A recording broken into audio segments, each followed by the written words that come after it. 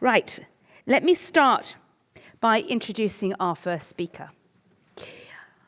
I'm privileged to introduce Dr. Fatih Birol, who, amongst his many other titles, has just been nominated by Time magazine as one of the 100 most influential people on the planet. So if there's anyone who can help us understand the way forward for the energy transition, Dr. Fatih Birol has some of the answers for us. In the last few days, they launched the World Energy Outlook 2021. This is important because it is a key input to COP26. So in a month, our leaders will be coming together and making big decisions about what we can do about our energy transition, how we can meet our climate goals. And there's great hope that we can have ambitious targets. And I'm sure you've all been watching the media in the last few days. The questions about security of energy supply, the rising cost of energy, the impact on inequalities is in the media. So there is no more important issue than to understand how energy trends are moving and what the impacts would be. So I'm going to pass the floor to Dr. Birol to give us some of the insights. What's in the Outlook report for this year? This is the handbook you're giving to leaders for COP26. So can you give us some insights in this? Dr. Birol, the floor is yours. So thank you very much, and greetings to all the colleagues and friends from the International Energy Agency headquarters in Paris. I will tell you in a few minutes how we see the energy world in the context of climate change, especially the COP summit coming only a few days from now, and what implications for Europe. But before that, I would like to talk briefly on the current energy market in Europe and beyond. What are the drivers of this current energy market crisis, and what are not the drivers? Who are not the drivers? I want to say a few things on that. We are seeing in Europe very high gas prices, electricity prices, coal prices, and they are coming to a level that they can put pressure on the inflation numbers, which in turn may be a significant problem for the economic recovery. Now, from our point of view, we are at the IEA, we are very fortunate. We have all the energy data of the world at our fingertips. When we look at the reasons for this, I see that there are three big reasons.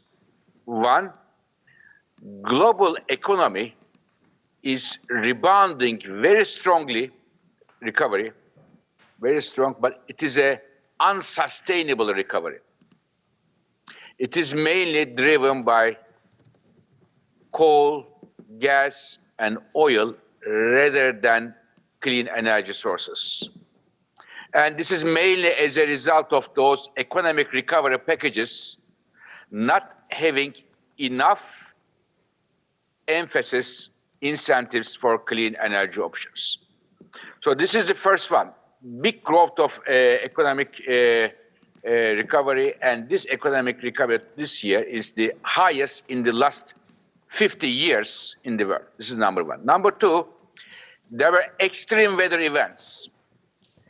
In Europe, very cold winter. In Brazil, in China, a very dry year, therefore no electricity from hydropower. They imported a lot of gas, put pressure on the gas markets.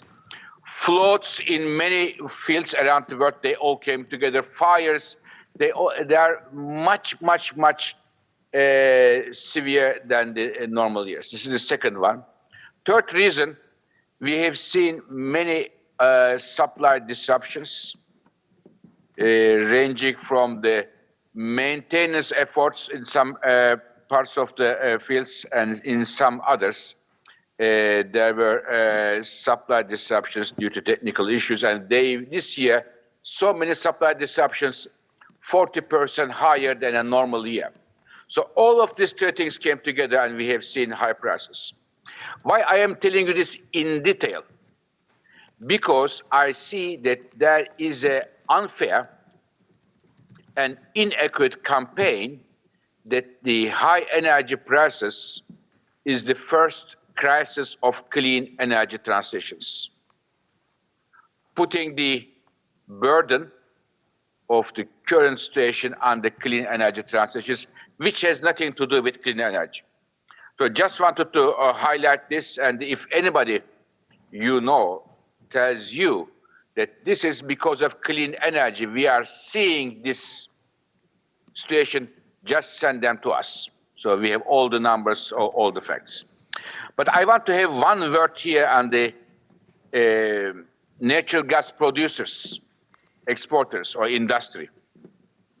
Natural gas has been presented as a reliable, affordable energy source which can accompany the clean energies on the way to clean energy transitions and reaching our climate goals.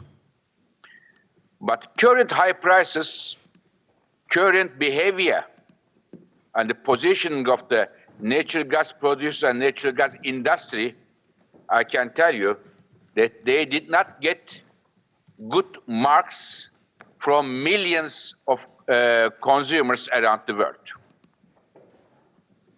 And these high prices at a very fragile time of economic recovery will be noted by several governments and the consumers around the world.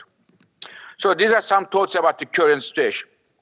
Looking at the future, as we did in our World Energy Outlook, and after me, my colleague, Mrs. Cozzi, will talk about this as well. As it was mentioned, many governments, starting with European Union, made commitments to reduce climate change.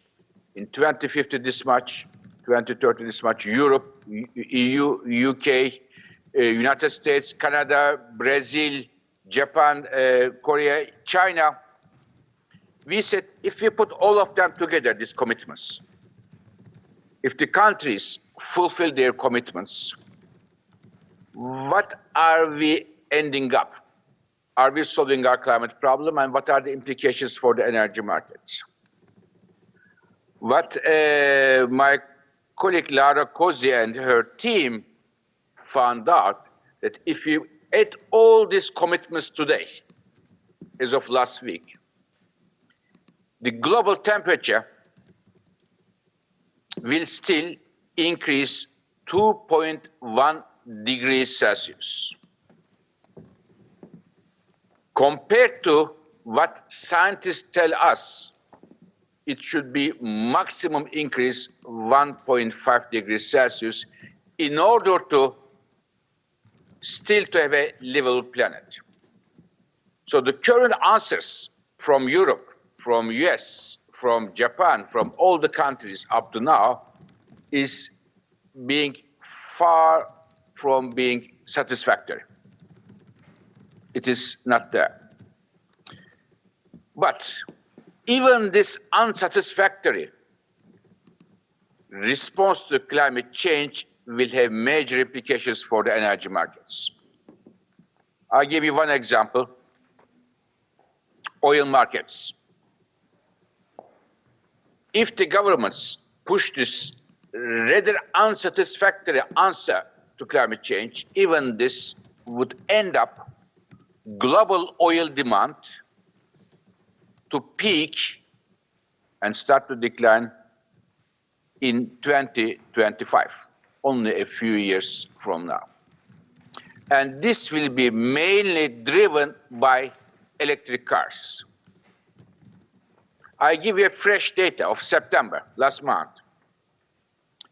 In China, 20% of all the cars sold in China in September were electric cars, coming from very low levels. In Europe, more than 20% of the cars sold in Europe in September were electric cars. And this is growing because many governments already put some bans to traditional cars, the internal combustion engine cars, their sales by 2030, 2035. Many car manufacturers, we talk with all of them, all 18 out of 20 top car manufacturers of the world committed themselves to produce only electric cars by 2030 or mainly electric cars by 2030. So this will continue, driven by the policies of the governments to address climate change and other reasons. We will see a peak of oil demand by 2025. And at the same time, we are going to see the renewables and other clean energy technologies, in addition to electric cars, will grow. This is a good news, but again, this will not be enough to reach our climate targets. Now, for Europe, one thing is important in my view. European countries doing a lot of work in their domestic markets, reducing the emissions. This is excellent. But, dear colleagues, just to give you a perspective, European emissions. Emissions from Chinese steel and cement sectors, only these two subsectors. China emits many other industries, their electricity generation, their cars, trucks, jets, households, but only from two subsectors, steel and cement. If we add two of them, the emissions from these two sectors are larger than all European nations' total emissions. Just to put this in a context, how important it is to engage with the countries outside of Europe. Therefore, Mr. Timmermans and his team, they are doing excellent work from Brussels, but I believe the nations of Europe should also focus more on international climate diplomacy in addition to reduce the emissions at home, because it is not enough. Emissions going to atmosphere from Jakarta or from Lille or from Detroit or from Johannesburg, it has the same effect on Europeans and everybody. Emissions don't have a passport. So therefore, international climate diplomacy, in my view, should be an important element of European leaders in their fight against climate change, in addition to domestic action, what they take at home. I would like to finish my words by also looking a bit also in the future. And this is also important for Europe. What we are seeing, dear colleagues, a new global energy economy is emerging. We are seeing that the market size of new energy technologies are growing in the economies. The manufacturers of windmills, solar panels, batteries, electrolyzers for hydrogen fuel cells, their market size is growing, and soon the market size of these clean energy technologies will overtake, for example, today's oil industry, which is one of the backbones of the global economy. So many governments and the industry leaders around the world are, of course, seeing this, that a new global energy economy is emerging.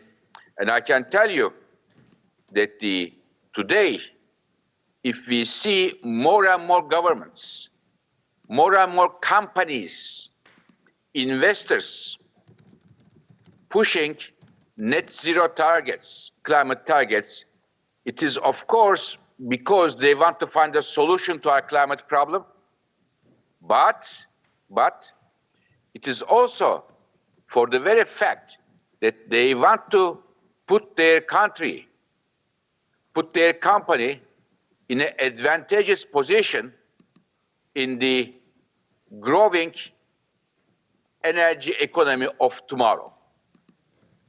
It is the China versus United States, US versus Europe, Europe versus India.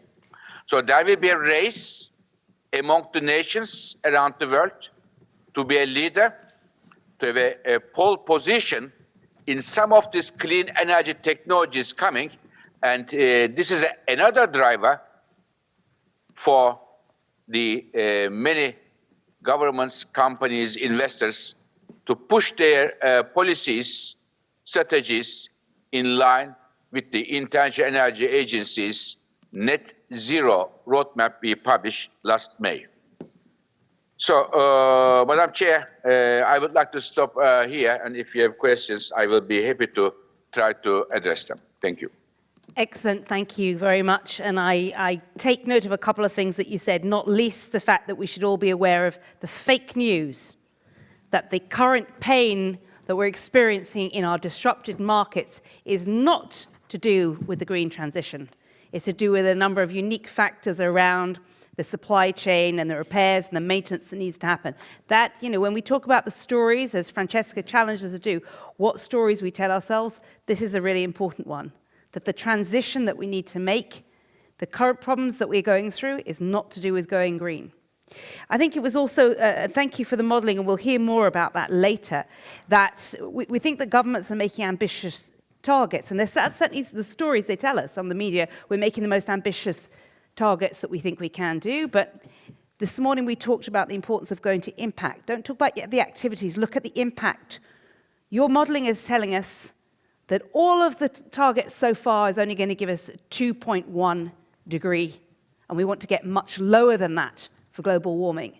So we're looking at the impact of the political commitments that have been said before. You've also given us some suggestions about what Europe should be doing. Not only should we be pushing for our own domestic ambition to be raised, but using Europe's role as global energy diplomacy. Lots of suggestions for us, and I'm sure people will go away and take your report and read up on about it. Let me invite you from the room. Do we have questions for Dr. Birol that you would like to ask? We have a hand up there. Yes, please go ahead, put your microphone. Just introduce yourself to Dr. Birol. He may not know who you are. Thank you very much. I'm Glen Järats. I work for Estonian government. There is a conundrum in, of course, climate transition is also an energy transition. This is pretty much the issue. Of course, can we imagine a world where there will be 10 billion people and energy will be free? I mean, we're working towards, it says here, an affordable energy, but if we will make energy free, imagine a world, what we will do to it. So I want to point out towards a conundrum that is there, and I think the Nature published an article last year saying pretty much that all climate solutions will destroy biodiversity. So the last plots on biodiversity in this planet will be lost as a result of this climate drive. So how can we solve the conundrum between what's good for climate will be good for biodiversity? Thank you. That is indeed an interesting challenge for us to take forward. That, as you say, a lot of the suggestions that people are looking for the climate transition are for new technologies, that many of them don't exist yet, but we need them and then we'll roll them out. But this may involve more of the stories that Francesca told us about, which is a consumption, and what will be consumed will be what's left of our biodiversity. So is there a way that we can meet this incredibly fast-moving energy transition that we need that maintains our biodiversity in our green spaces? Dr. Birol, maybe I can bring you back on this point. We've talked earlier today about the importance of the digital transition, which got accelerated incredibly by COVID. And many people are saying the green and the digital, they need to be a twin transition and bring them together. Can you give us some insight from your own report, what role digital technology can play in facilitating some of this energy transition? Now, digitalization will be, of course, a facilitator in terms of making our energy systems much more modern and much more flexible. This will be especially important in terms of the heating for the households, for the transportation sector, for the industry sector, and in turn, this will increase the efficiency of using of energy. This is excellent news. However, the digitalization will also create a vulnerability for our energy systems. If there was an technical failure, if there was a security issue, this would have major implications for our energy networks around the world. And it is the reason we believe, on one hand, digitalization will make our energy systems moderner, cleaner, much more flexible. We should be very careful about the cybersecurity related issues, as energy is the lifeblood of our economies and social lives. Thank you for that. Joe, let me bring you in to see what our online audience is saying. What are the messages they're picking up on? Was their questions and their comments? Thank you, Tamzin. My goodness, there's a lot of people wanting to come in on Zoom, so I'm going to try to get through it quickly, but you'll have to come back to me because it's absolutely buzzing. So we've got in the chat Ambassador Veronica Wan Danielsson, who's the head of America's department at the Swedish Ministry for Foreign Affairs, just wants to pick up on what Francesca says at the beginning, and then kind of tie that into the rest of the debate. She says, very pleased to listen to Francesca, who made important points addressing climate change and working towards a sustainable and environmentally focused transformation of our society starts with each one of us, a change of mindset, lifestyle, and habits. We need, however, also to promote the right kind of leadership with the right kind of values. Francesca is an excellent example in this respect. And this question of lifestyle changes has come up again and again in this debate, particularly on Debating Europe, our citizens engagement platform. I'm going to read a question from Hugh from the Netherlands, who wanted to kind of inject something into the debate. I think we have a quote card for that. Hugh from the Netherlands asks whether high energy prices are ultimately the only way to control consumption. A bit of a provocative intervention there. And then we've got also James Cantor, who co-produces and edits the EU Scream podcast. I think we can go to James on Zoom. He's going to come in with a video intervention. James Cantor, who's a journalist. Let's listen to him. Thanks so much, Joe and Tamzin, and hello, Fatih. It's great to see you again. A couple of questions, if I may. We hear a lot in the Brussels bubble from policymakers and industry about how natural gas and its even cleaner derivatives can be a transition fuel. I wonder if you can clarify, especially in light of your what you said about the current state of emissions, whether the IEA, your agency, has sort of effectively killed off this notion of natural gas as a transition fuel, a fuel that should help us reach the Paris Agreement aim of limiting global warming to below 1.5 degrees C. So that's a question about whether you're effectively killing off natural gas as a transition fuel. And a second question, you know, we tend to get major announcements ahead of global climate summits, like the one coming up in Glasgow. We've already heard something on methane, a pledge which I think many of us would agree is of sort of dubious effectiveness. But in any case, are you expecting or are you calling for any further major pledges, major announcements on, say, coal, on electrification of vehicles, on net zero 2050 pledges, Might you be expecting any of those in the next couple of weeks? Thanks very much. Thanks. Joe? Thank you. Just one more. I know I'm struggling to get everything in. I hope that Mr. Birol is writing down those questions. Violetta Bulk, who is a former European Commissioner for Transport, if you'd like to come in. Yes, thank you very much, and hello to everyone. Very impressive presentations, really the first and the second one. I made most of the comments in the chat, but so let me be very short. The question is how we're going to mitigate the fear that many of the governments now around Europe are using related to energy. It already has started, and this is not something that we need for the needed transformative process that the EU is going through. So that's my first question. Do we have any ideas how to really manage this fear better and get this information that we got here today really out in the public really fast? Second, I will continue where my previous colleague stopped.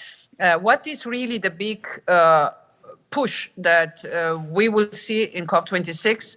Are these individual clean supply energy networks? Are we pushing towards the distributed networks in the future?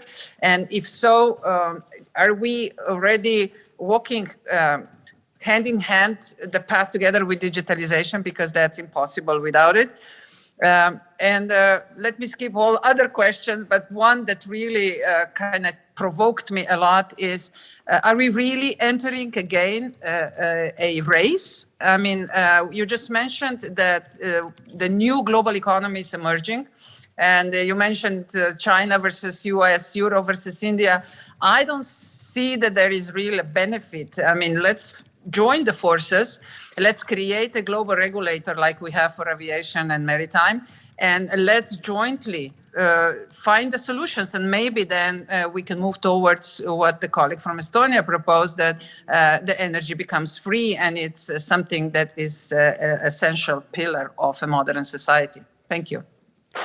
Thank you. Dr. Birol, let me invite you to pick up on a couple of those points. The first one, have you sounded the death bell for the gas industry as a transition to the green one? Do you have any comment on some of the pledges that have been made, and what new announcements are you expecting? Particularly any targets on the eradication of coal or the electrification of vehicles? And then some of these issues that just came in, do we have to frame things as a this country versus that country? Surely the future we need to be working towards is collaborative, and even on energy networks need to be distributed, moving away from that. So a couple of questions for you to answer there. Thank you very much for all these questions. First of all, race issue. The very important part of the fight against climate change is that we need the international collaboration. As I tried to say, if we cannot get the emission reductions in all the parts of the world, whatever we do in Europe will not change anything for the world and for the Europeans.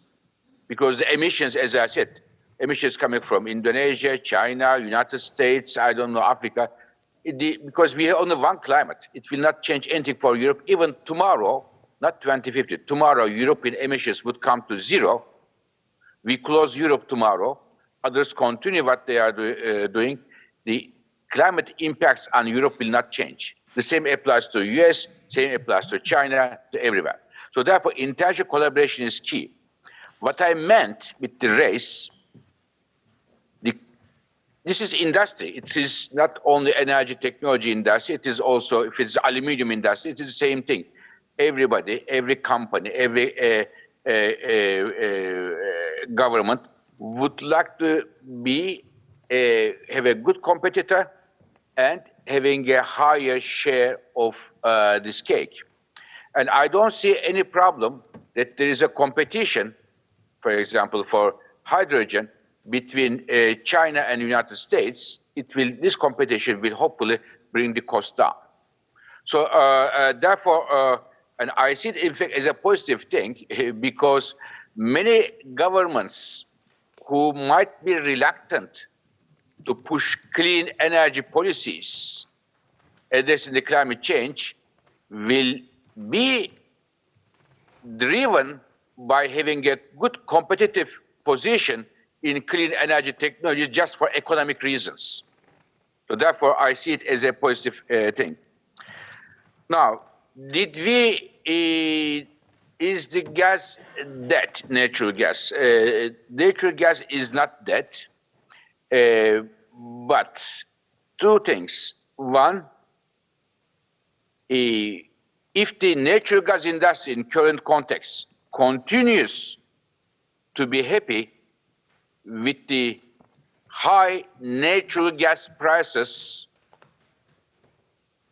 and especially certain producers and exporters of natural gas to Europe do not use this opportunity to underscore that they may qualify as a reliable partner, I think this will not be a good news for the natural gas industry in total for Europe in the current context, because it has been presented as a natural gas as a reliable, affordable energy source, which today doesn't seem to be in that direction.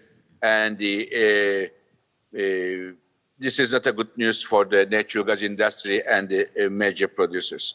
In the longer term, though, natural gas, if it is produced by minimizing or nullifying all the leakages, and if it does in the emerging countries help to reduce the coal consumption, it may provide some benefits in the emerging countries, developing countries, if they do so.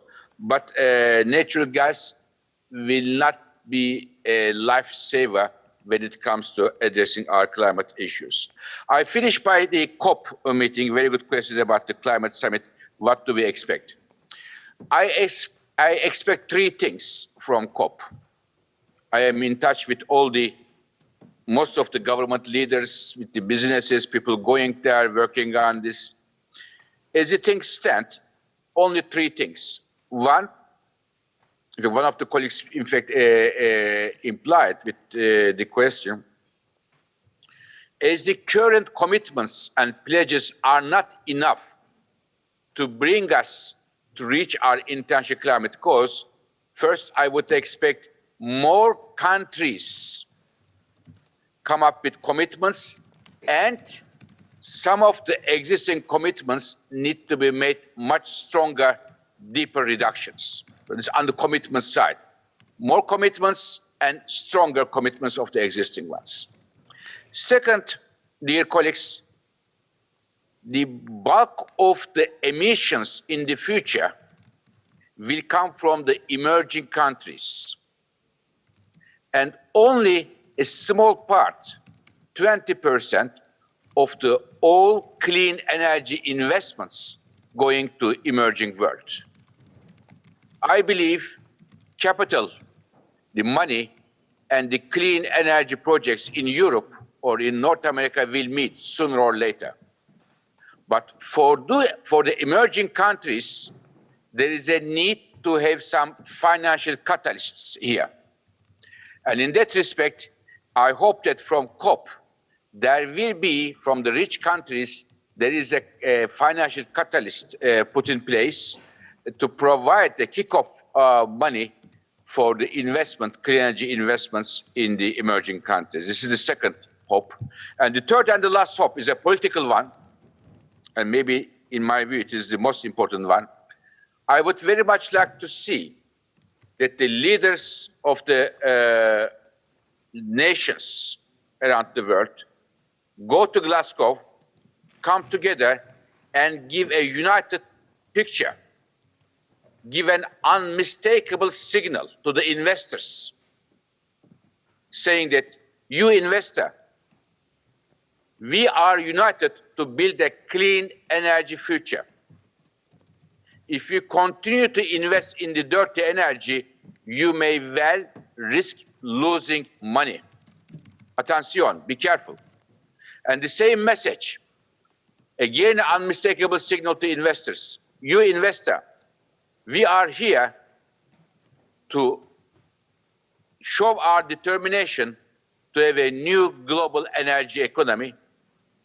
And if you invest in clean energy, you may well make some handsome profits. This political determination message, I hope, will come from the leaders of the nations of the world. In Glasgow, an International Energy Agency is working with many governments with the hope that these messages come through in only a few days of time from UK, from Glasgow COP26. I thank you very much for your time and for the great questions.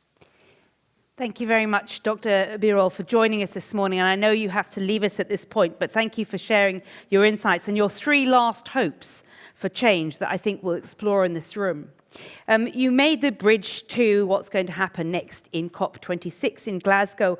And in a few moments, I'm going to be bringing in the leader of Glasgow City Council, and she's going to share some of her ambitions and highlight for us the space for action that exists at city level. But I was really struck by the challenge that Francesca gave us, which is to tell new stories, and that we as individuals start with that. So I'd like to challenge all of us sitting in this room who are all hooked into devices. We've got things using electricity right in front of us. What's your individual story in the energy transition? I'm thinking about my home. I've got a gas boiler at home. That needs to go. I cook with gas and electricity. Those have got to change. I'm feeling moral superiority. I have no car. I do everything by bike. But hey, it's an electric bike. I've got 2 kids I put in a cargo bike, so I'm feeding my bike with electricity. So I'm wondering, what's my story over the next 5 to 10 years in this energy transition? And I'd like to hear if there's anyone around the table who's reflected on what this might mean for them as an individual and had these conversations, because the stories we tell ourselves as human beings, our identity has to change for this new mindset. And we're talking about governments making commitments and international diplomacy and us as citizens holding them accountable. But how many people have actually reflected about what the next 5 to 10 years means for you in your energy transition? For our online audience, share your suggestions. What is the energy transition path for you as part of this bigger picture? I think it's an interesting challenge for us as citizens. So I'm going to leave that there, and if anyone wants to come in on this, please signal, yes, I've got someone who wants to come in. We'll get you a microphone. Just over here in the corner. Anyone else in the room who'd like to come in on their personal energy story? What are you doing differently? We'll come to you in a second as well. Susan, I hope this is okay. I'm delaying coming to you just in a few minutes because I think it's a nice bridge from individuals to cities. Go ahead, yes. So, hello? Is this working? Yeah. Yeah, so I'm a European young leader. I used to travel a lot by plane. I stopped traveling by plane. Moved to a house in Brussels. We have no cars, so we decided to share the garage with the neighborhood so that they can put their bikes. Nobody could park in front of our garage door, so we decided to put a citizen garden where every neighbor could actually plant anything they wanted.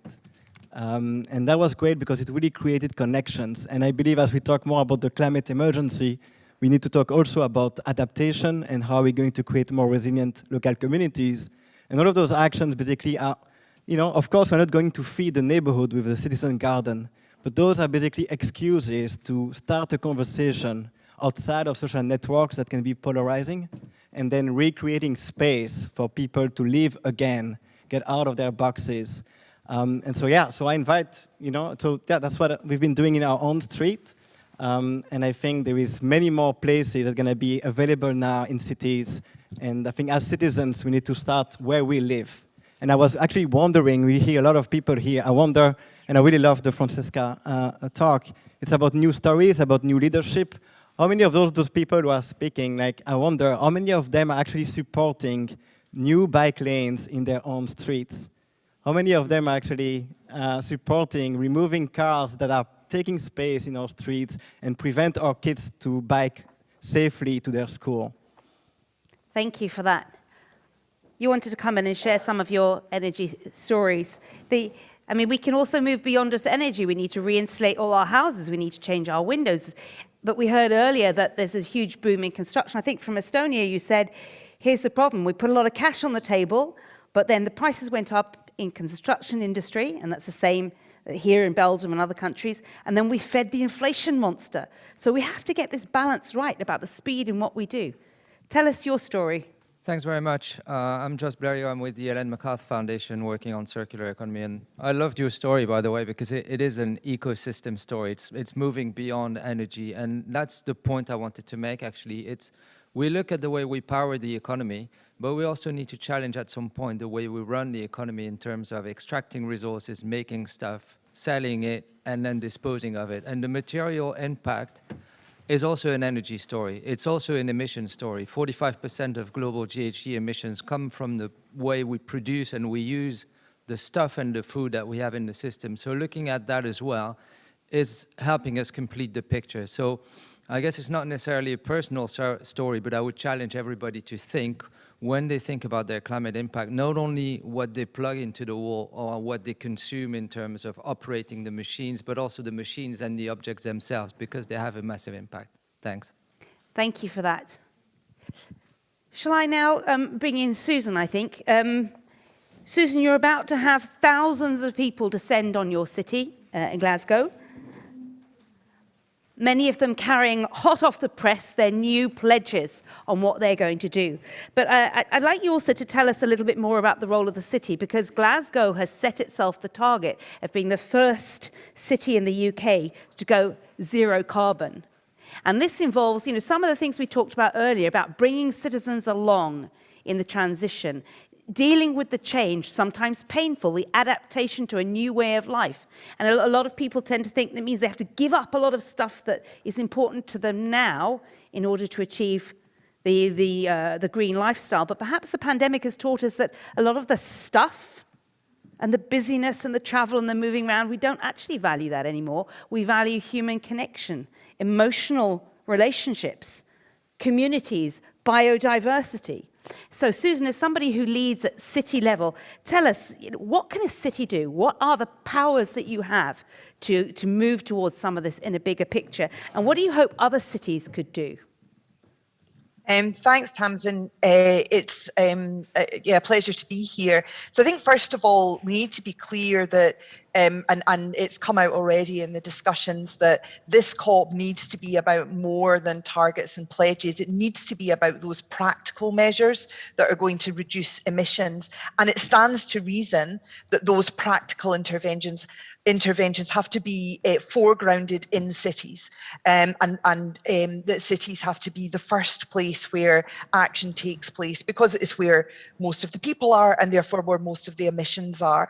And I think it's very clear that while nation states are doing the pledging, if you like, it is cities who are delivering on climate action and who are leading the way.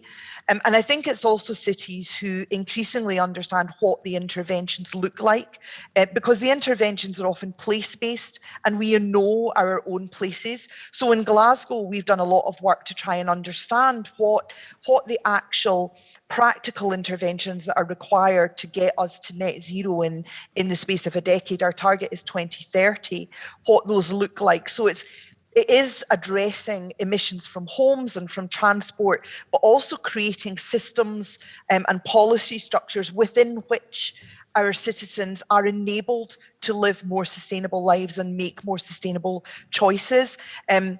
You were talking about giving things up there, and I'm often uncomfortable with that conversation because I lead a city where a lot of people live in poverty, and I don't feel comfortable asking people who already don't have much and whose choices are often limited by their circumstances to change their lifestyles. It's much more, I think, about leadership from at both local and national level, from municipalities, to create cities that enable those more sustainable choices, or indeed just make those more sustainable choices the natural part of everyday life. simultaneously addressing long-standing social and economic challenges, whether that's fuel poverty or poor transport connectivity to economic opportunities, or just other economic inequalities with the health inequalities, for example, that come from that. So certainly in Glasgow, we see our opportunity as the host city is to put ourselves at the forefront of conversations about those practical interventions and, of course, the fair financing of that. And that's what we mean when we talk about this being potentially a defining moment for our city, being the host of COP26, the opportunity that we really need to grasp to shape that more equitable, greener, sustainable, and indeed a more modern city with a total change, really, shifting the dial on the urban systems on which cities like Glasgow depend. But it isn't just about us, and we recognise, and in many ways it's been part of our pre-COP pitch, if you like, that our typicalities, in many ways, we're a quintessential post-industrial city in transition to a low-carbon future. And our challenges are the world's challenges in many ways in Glasgow. So we believe we can be the exemplar, almost a test city for net zero solutions where there are particular challenges to sustainability being rolled out. In a lot of ways, if you can crack a city like Glasgow getting to net zero by 2030, you can probably crack certainly cities in the developed world. You can certainly crack just about anywhere. And it's where cities need to be thinking about what are the interventions that we need in our own contexts, in our own places, where are our specific issues, what additional challenges can be addressed with those major interventions if we're going to be investing at the scale and pace that we're going to be investing over the next decade or so. And it will be unprecedented, probably like nothing in the post-war era for most cities. Then we want to make sure that those interventions deliver on multiple levels for our citizens. And in Glasgow, that has to be about simultaneously decarbonising and also addressing the long-standing social and economic inequalities that have been left from our previous transition from having been a heavy industrial city, which was the opposite of a just transition. It left many communities behind, and we live with that to this day. And we need to think about the partnerships and the collaborations that we need to deliver that. Certainly cities can't do this on our own. Municipalities can't do this on our own. We still have public services to deliver that need to be protected, that our citizens rely on. So we need governments to stand alongside us and indeed stand behind us in delivering this. But also, as we've heard already, we need the private sector, we need investors. We need the global finance to shift their perspective and shift their focus and priorities as well, to shift their investments to low carbon interventions and zero carbon interventions in the places where we're going to deliver the real gains in emissions reductions at scale and pace, and that is in the first instance in cities. Thank you very much, Susan, for setting out and reminding us again that some of the previous big transitions, the industrial transitions, were deeply unfair. And Francesca reminded us that actually European and global history for the last few centuries has been unfair. So I think the challenge that we have in front of us is, as you said, Susan, unprecedented. We have never been able to make a big transition in a way that is fair. So this is where we need the new collaborative approaches, the whole of society, whole of government. We have to think differently and create a new human story because we've never been able to do it before. We've always created this competitive, if this country is winning or this company is winning against another, and that will no longer suffice for what we're talking about. So thank you for setting out some of the visions and how important that is, where as a local politician, engaging with your citizens, making sure if you're asking them to come on a journey of transition, there has to be a guarantee that parts of the community that are already deprived and falling behind are not going to be disadvantaged. This is, I think, part of the new social contract that we at Friends of Europe think is so critical to Europe's future. This relationship between individuals and what they can expect from their leadership, what they can expect from their society, and what they can expect from the financial backing. It's been a strong theme so far this morning about money. The EU's issued the largest amount of green bonds ever. We've raised the largest amount of money. We've talked about the amount of money that needs to be invested. We just again talked about the role of private finance. So I'm going to invite you here in the room and online to let's talk perhaps a little bit about the role of money in the energy transition. We've got individuals who've got to change what they do. How do we use finance for that? Yes, thank you. Thank you. Hello, everyone. I'm Ivan Bogdan. I'm elected deputy of Romanian Parliament. So you have two pillars. First of all, reducing the emissions, and the second one, in my vision, are to preserve the natural resources, the natural filter of the emissions. In that kind, we speak about the green lung of the humankind. So, in my opinion, if you could have compensation for the owners of the forest. I give example of Romania because we have one of the largest sites of forest from entire Europe, of moreover than 6 million of hectares, and is more valuable for the owner to not cut off the wood, and he could have another compensation for that and keep and preserve it.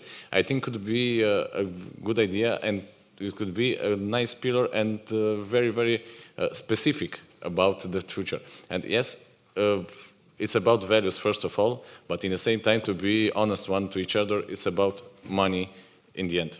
Thank you. Thank you for that.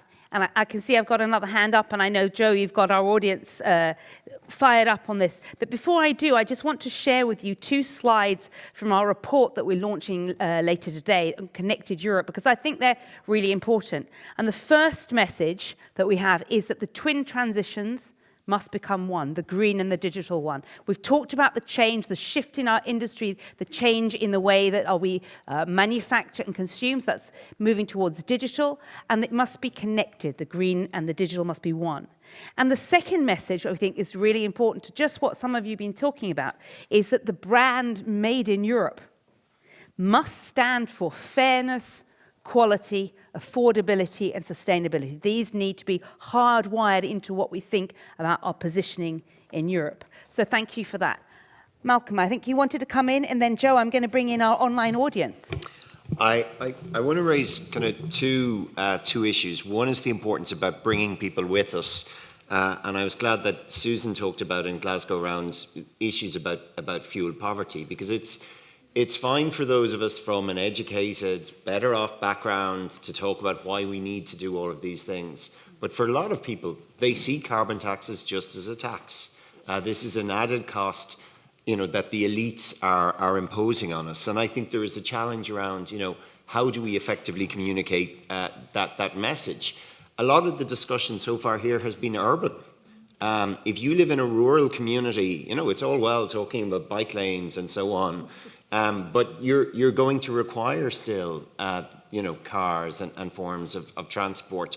I admire, Xavier, you're talking about you not using planes. If you live on an island, as I do, it's very difficult to get around, without using planes. So there is an important message here, and it's why farmers in particular often feel threatened, is because they feel that they're being talked at. Now, I think we can do that, and I think part of the issue is about how we bring people along with us. And I think the other is, the digital and green agendas are not always closely aligned. So in Ireland, we're having a huge debate at the moment around electricity consumption, and particularly around the use of data centres. We rely very heavily on data centres for everything we're doing right now, including everybody who's clicking away on mobile phones and sending information. At the moment, the data centres in Ireland consume 11% of our electricity. At conservative estimates on current projections, by the end of the decade, that will rise to 28%. So even though we're very heavily driving, and this is a problem I know right around Europe, so it's about how we closely aligned? While technology will solve a lot of the climate change problems, how will we ensure that the green agenda and the digital agenda run in tandem? Thank you.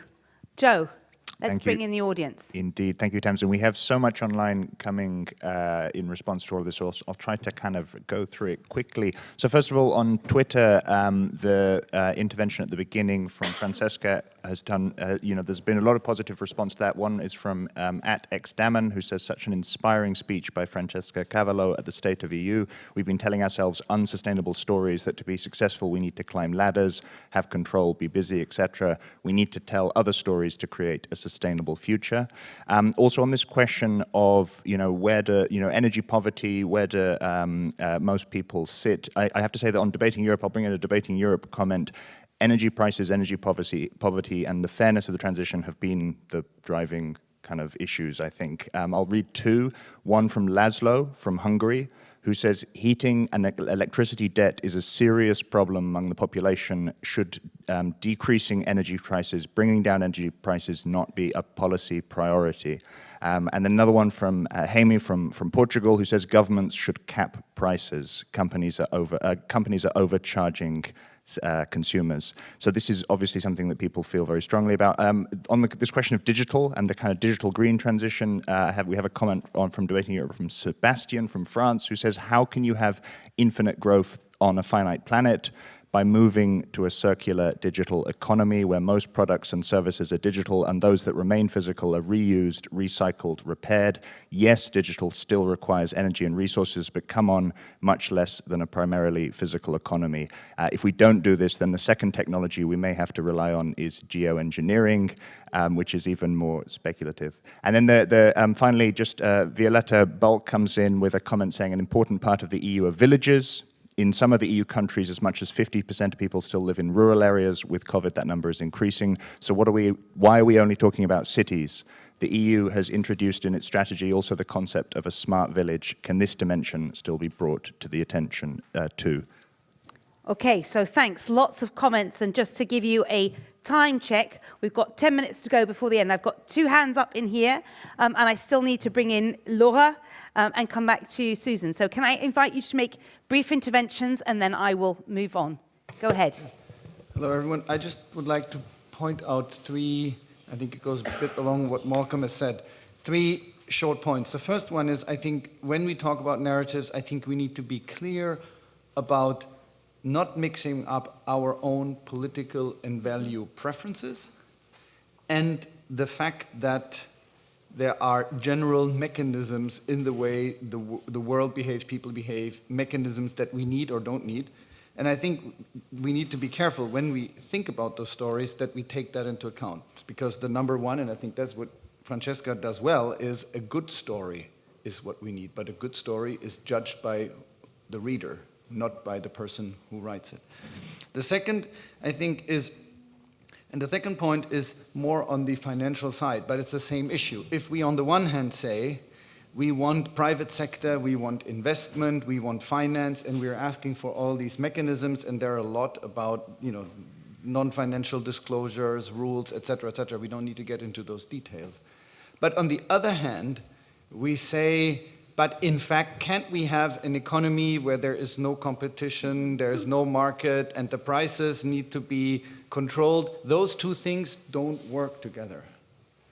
I think you cannot have, on the one hand, massive private investment, say finance needs to do, we create incentive, and at the same moment say, but in fact, no, the model is one that doesn't have. I'm not saying one is better than the other, but you can't have it both ways. You can't have it both ways. And I think and again, the choice between which model is a political choice. And we are not talking about underlying political choices, I think. And it's not sort of a harmonious green future. We don't agree on how to get there. And we need to have at some point the debate about that, the political debate about how the economics, it's about inequality, it's about economics, it's about taxation, et cetera, investments. It's not just happy go green for everyone. Okay. Thank you. I'll bring you in, and then I do need to bring in Laura, who will tell us some of the modelling issues we need to bear around. Yes, please go ahead. Hello, I'm Stima Sawata. I work for the European Commission in the energy field. No, I just had a very brief experience that I wanted to bring in because having worked for quite some years in Denmark, where there is, you would expect, a high majority of the population which is backing the green transition, I can still nonetheless see a problem which will be the same whether it's rural or urban environment, that people are not very willing to have those big infrastructure changes, be they windmills or solar panels or hydrogen power or high transmission cables that are necessary for the transformation. So bringing people along is also about being able to project the story that these changes will be seen, that the green transition will be visible. And that, I think, is going to be one of the most challenging things in certain parts of Europe to actually get that green transformation going.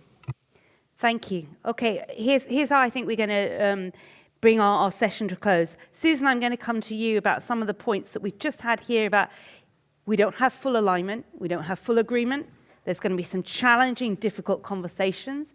Often at local level, people don't want the infrastructure around them to change. So how do you address that at a local level? And then, Laura, I'm going to end the session with you to get, when we look forward to COP26 next month, what are the key criteria that you are using, that you fed into your model, that we need to be watching in terms of understanding how ambitious the proposals are going to be? But Susan, let's come back to you about this issue of political accountability as a local leader on the front line in some of these really challenging conversations.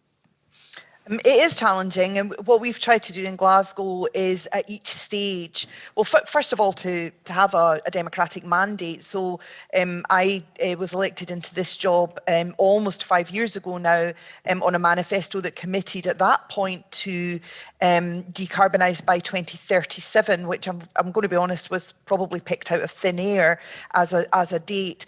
But we've since worked, we had a climate emergency working group which had civil society represented on it as well, including Extinction Rebellion, in fact. And the recommendations that came out of that include, it set 2030 as our target. That went through then the democratic process on a cross-party basis. We've had, just recently, in fact, a citizens' assembly, which again, its recommendations, although it gave us some really interesting new ideas and new suggestions, broadly it reinforced and endorsed the direction of travel, the choices that we're making. Now, within that, there will be individuals who don't want parking spaces removed and who want to maintain the same amount of streets given over to private traffic, for example, which is something we're making big interventions on in Glasgow. And there will be people who just don't see the point of this at all. But I think as long as we keep going back and checking that what we're doing is broadly supported by citizens, then in addition to that, it just requires bravery. It just requires to be able to say, yes, we believe that this is the right thing to do. Here are the benefits that we believe it can deliver. I'm asked about the cost of this all the time. What I try to talk about is it's more the cash flowing of transition rather than cost, because ultimately the benefits that we get from this will far outweigh the costs. Not only that, if we don't do it now, the costs in the future will be far, far, far greater for all of us, not just financial costs either. So it's having that conversation as often as possible. And, you know, I'm sometimes sick of hearing myself say it, but I need to keep saying it and keep having that conversation with my citizens. I need to recognise I'm taking a risk. I'm up for re-election in May, and I know I'm taking big risks, and I'm not making friends sometimes, but you know, if I'm not going to take these risks, then why am I doing this? What's the point? What you know, why am I in this job in the first place? But constantly, as often as you can, going back to your citizens, checking in with them, but not compromising, understanding we have a democratic mandate to deliver this, we have a moral responsibility to deliver this, we have an existential crisis on our hands, this is an emergency, so we need to behave like it's an emergency, but don't just charge ahead without doing that checking in with citizens, and particularly with the most vulnerable communities, and reassuring those vulnerable communities that this is about delivering for them, delivering benefits for them, not taking away from them, because it is so often framed about giving up and taking away, but it doesn't have to be all about taking away. It can be about, you know, having a warmer, more affordable home to heat in the longer term, and actually lifting you out of fuel poverty, not making fuel poverty worse, just as one example. Thanks very much, Susan. Let me now turn to Laura, because we just heard from Susan that it takes a certain amount of courage as leaders to be able to initiate a conversation about the changes that are needed. At the IEA, you plugged into your model the government commitments and targets that have been made so far, which they probably believe are courageous and ambitious. And the result that came out was 2.1 degrees, which is too high. So if this audience and the audience at home wants to keep their governments accountable and wants to push for more ambitious targets, can you tell us 3 or 4 key criteria that you use to plug into the model that we would use to see that's the number that needs to be changed in order to get a lower level? Thank you, Tamsin. Maybe, if you don't mind, very briefly, I would like to step back a second and start actually from where Francesca finished her very inspiring speech. I think her book is so inspiring because it's actually very rooted in truth. And what we do at the IEA is rooted in numbers, and numbers are, in a way, the ultimate truth. So the story that we probably need to tell ourselves and the world is the following. 6 years ago, we went into negotiating the Paris Agreement, and 6 years ago, we were heading for a 3.5 degrees increase in temperature globally. Emissions were going up like that. Economic growth was going up like that, and emissions were going up like that. We are going into Glasgow, the beautiful city of Susan, and what we have put together in 6 years, actually, we are entering the decade where, for the first time in human history, we are expecting economic growth to go up and emissions to go down. Of course, we can complain. It's not enough. We shouldn't tell anyone that we go out of Glasgow with something that is coherent with 2.1, but I think we should pause 1 second and think that in the span of 6 years, we went from a baseline that was 3.5 degrees to one that is 2.1 degrees. We cut out 1.4 degrees in a span of 6 years. This is extraordinary. And the story of the world from now on is not going to be growth and CO2 emissions go hand in hand. From now on, the story of the world is going to be growth and decarbonization are going to be hand in hand. Now, the second point here, where is it sticking? Where is it blocking? Why can we not go further? One reason is the use of coal, or use of coal in emerging economies, something that we don't really grasp ourselves, because we hear that renewables are doing very well. But we have installed a huge amount of coal in emerging economies over the past decade. And currently for them, it's very costly to give up on this coal. So what we need to go into Glasgow is that, again, telling the truth, we are giving emerging economies something that is in the hundreds of billions. What they will need is trillions. So we cannot solve this with hundreds of billions. We need to sit around the table and understand how do we bring in the private sector conversation. Third point, and I will conclude here, again about storytelling. I think it's time that we look ourselves in the face and tell the truth to ourselves and our own kids.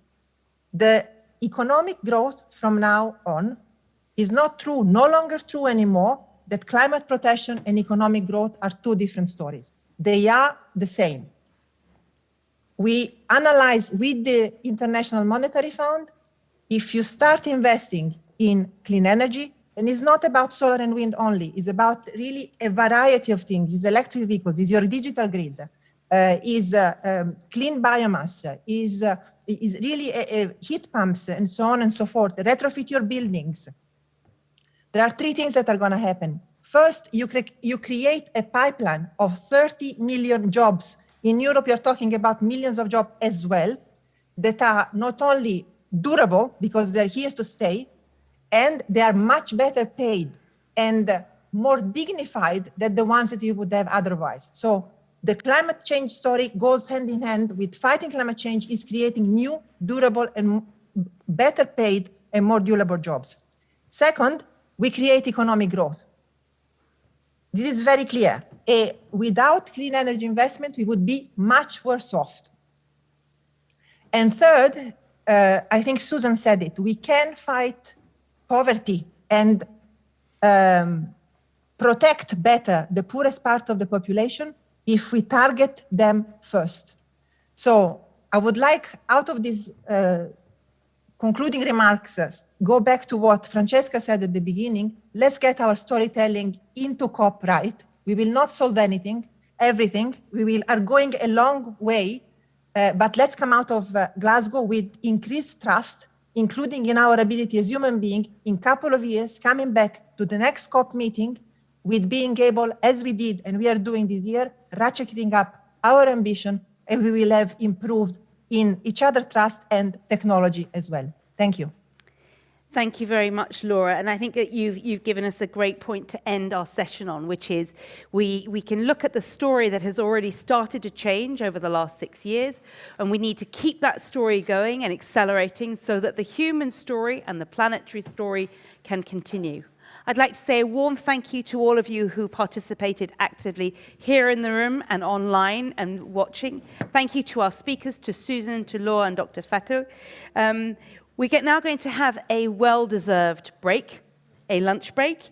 The next sessions will start at 2 o'clock. Here, the Hall of Mirrors will be the Digital for a Successful Europe. In the library downstairs, it will be Health is the New Europe, so we'll be talking about plans for recovery post-pandemic. Enjoy your lunch, which we have made every effort to be sustainable, pescatarian. Thank you all for participating. Thank you.